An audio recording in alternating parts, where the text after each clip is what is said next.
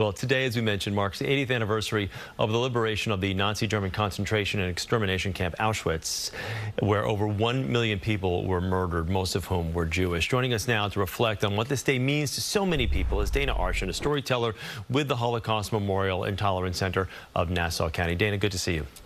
Good to see you, Chris. Thank you so much. It means so much to me that CBS cares to have me on today. Of course. And it's important we keep this day alive. Extremely. You've just taken the words right from my mouth. Now, this date holds a special significance for you as the grandchild of an Auschwitz survivor. So how do you personally reflect on this day each year? Of course. So this is my poppy in the background. I don't know if you see a good photo of him, but he died last year, just shy of his 102nd birthday, and he survived 2 years of hard labor in Auschwitz. And I always felt like it was my obligation to keep his story alive because I understand that I would not be here if not for him. And it's 80 years later, the number of survivors are dwindling, and it is so important that we keep the stories alive now, because if I, the grandchild of a Holocaust survivor, doesn't do this type of work, then who's going to do it? We're looking at some beautiful pictures of you at your wedding with your poppy there. Did he sit down and tell you stories of what it was like, of what his days were like there when he was younger? And I'm sure it had a massive impact on you. He did. It's funny. My mother, who's his daughter, always felt like, don't ask him, it's too traumatic. And I was always like, no, we need to ask him or we're never going to hear these stories. I was the only one in the family who would sit and ask him all these questions. You know, he arrived and right away, Joseph Mengele, the Nazi doctor of death, decided who was going to live and who was going to die. And they selected him to work and not go to the gas chamber. And he had been separated from his family. He was actually ultra-Orthodox. Both of his parents and 5 of his siblings were murdered. And every day he did hard labor. He worked in the coal mine. He then started doing bricklaying. And he reunited actually with one of his surviving brothers in Auschwitz.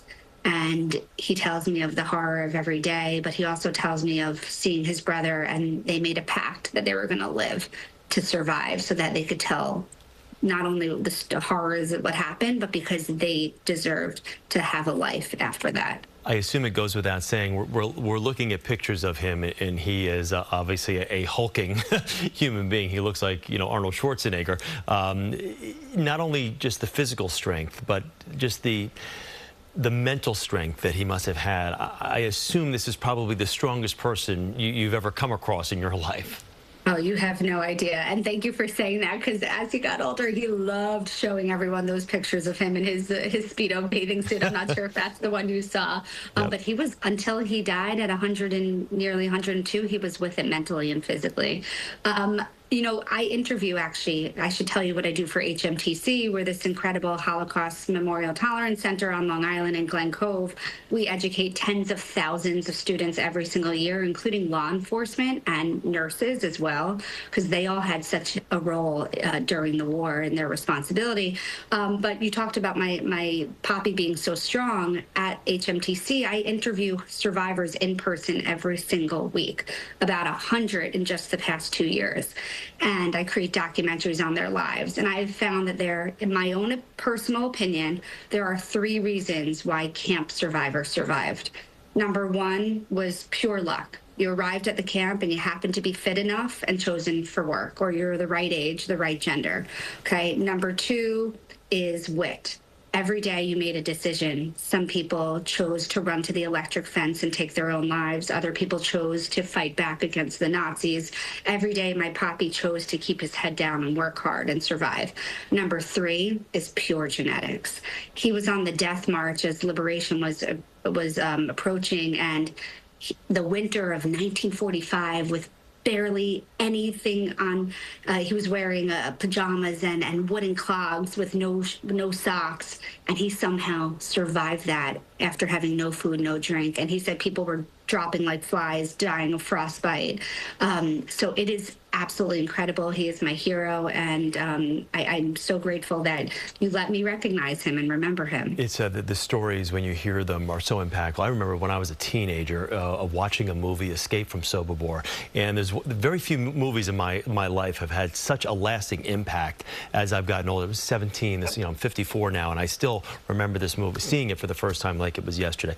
Let me ask you, what do you do in an effort to keep your grandfather's memory, the memory of other Holocaust survivors, not only with the work that you do, but what is it about it that makes you want to keep their memory and the struggle and what they've went through, make sure that this is never forgotten and that everyone is educated on what they survived and those who didn't survive, the millions who didn't?